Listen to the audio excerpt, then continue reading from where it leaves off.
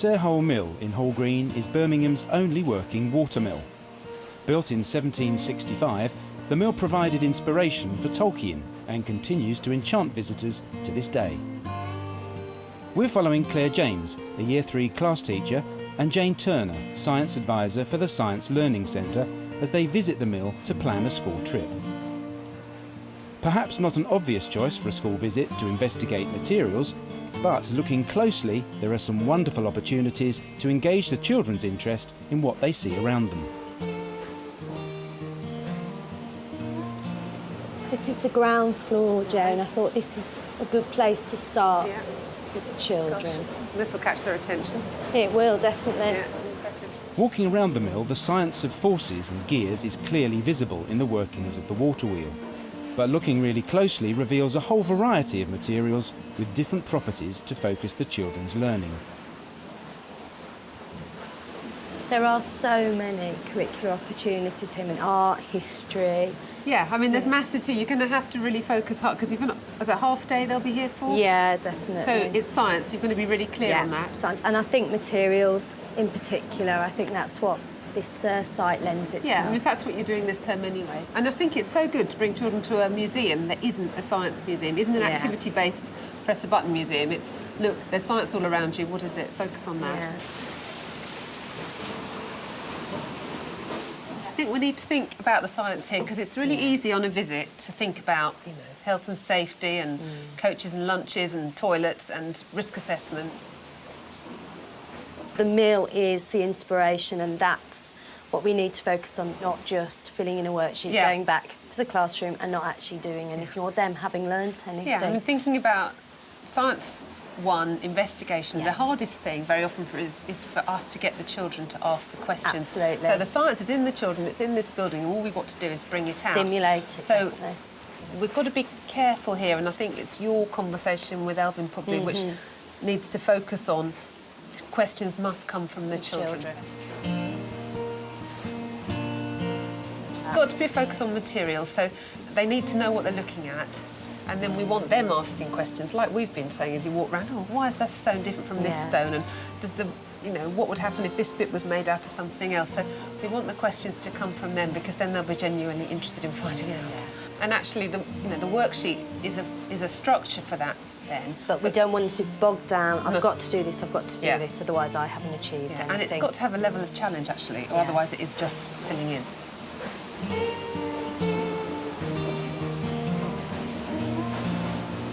Claire's discussing her school trip with Elfyn Morris, Education Officer for Birmingham Museums.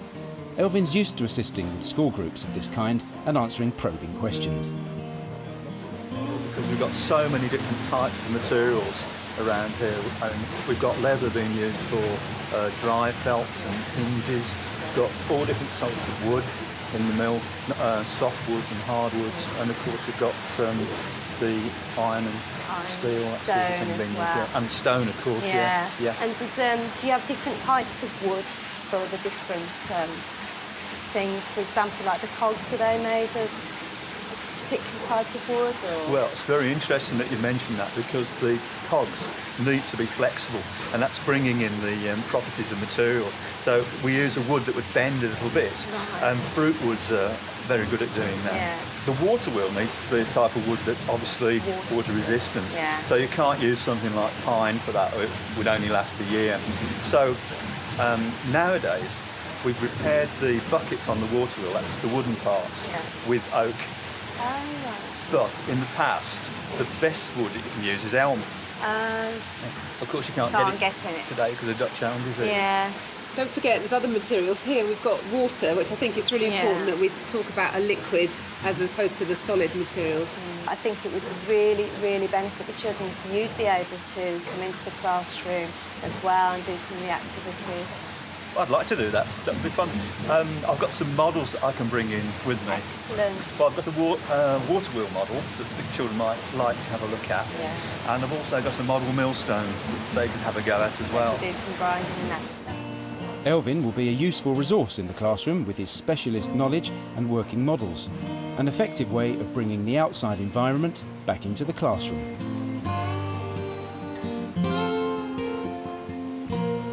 This collaboration could reap some good benefits, but does Jane see anything to watch out for? I think it's really important when schools come out to on a museum visit that they view it as a collaboration between the museum educator and you. Very often teachers come on a visit and they hand it over to the museum educator, and it has to be a collaboration so that everybody gets the most out of it. Because you've got two expertises and they're coming together, and like you say, too often it's just left to the person on site and then who's never met your children before and isn't going to know what they're going to do in the classroom afterwards. But what we're trying to do here is show a real collaborative project that's going to have some sustained impact. Claire wants the small group of children who come on the visit to see how the mill works and to investigate why certain materials are used. Despite acknowledging the drawbacks of detailed worksheets, Claire's going to devise a material hunt to help the children focus on what they'll find around them. A successful recce and a great location, but just how will it all come together when the children arrive?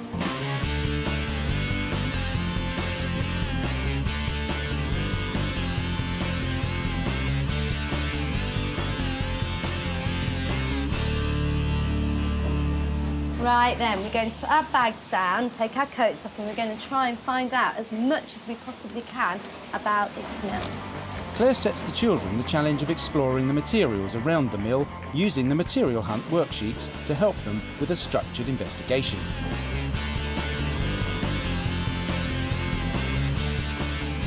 With the extra adult help she's got available from Jane and Elfyn, she's also encouraged the children to ask lots of questions. Why did they put the water wheel here? Why did they build the water wheel here? That's a good question. So the glass lets the light through, and the property is called see-through or transparent. It's a transparent material or a see-through material, and so it's really, really good for windows. Would it be good for the floor? What are the sacks for? What are the sacks for? Well, we put our wheat in the sacks and then we put them on a chain called a sack hoist. And then we can take the sacks of wheat right the way up to the top of the mill.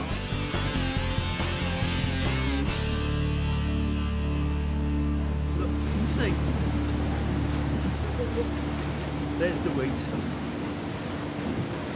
Now we need to get that wheat into that millstone there that's going round. So, what we do is take it up to the top of the mill and drop it down this thing. This is called a chute. Can you see it dropping into the middle of the stone there? That's called the eye of the stone, that big hole in the middle. And then it goes between those two stones, and the top one's going round and round and round, grinding it up, because that stone has a very rough surface. Now, when it's being ground up, it goes out towards the edges of the stone, and then it drops off, and you catch it in the bottom, and then it's flour. The children take photographs of the material textures they find around the mill and write down the properties of each material onto speech bubbles.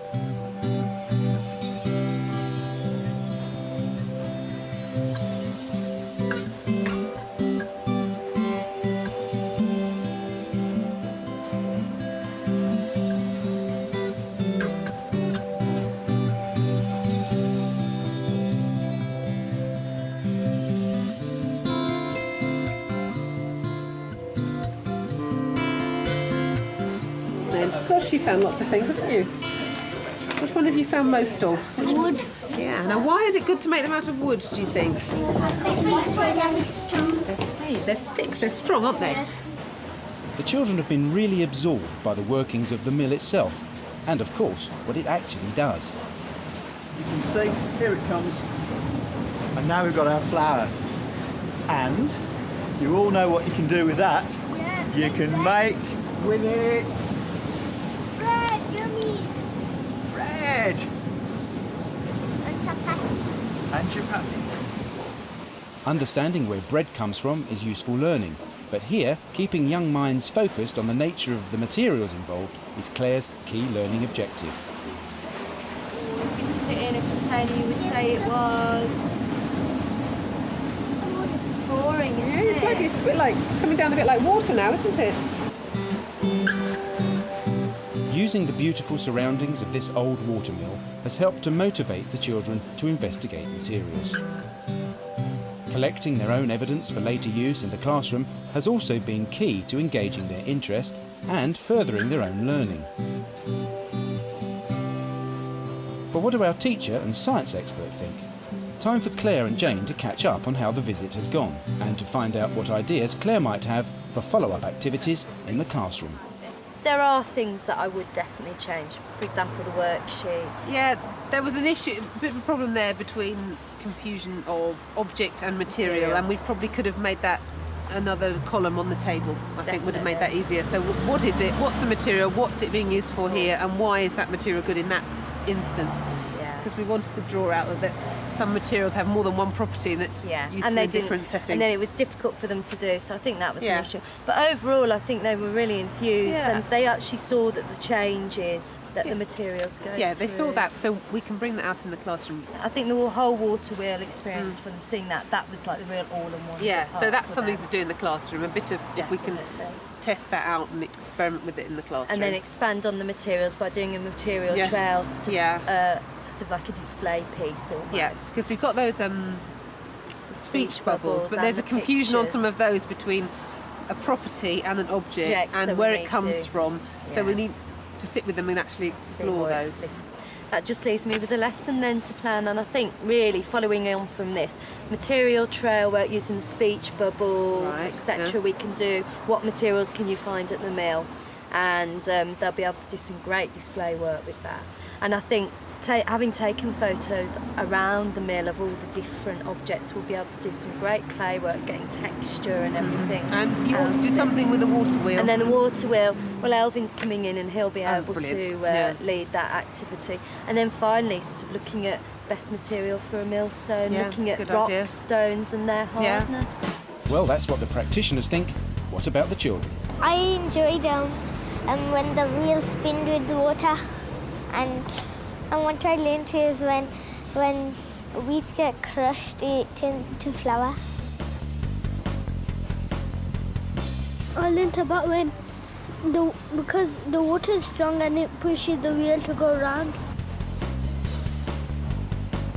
I learned about material that stone is colder than wood. When I touched the window, I thought it was plastic, but it was glass. We learned today that different materials can do different things.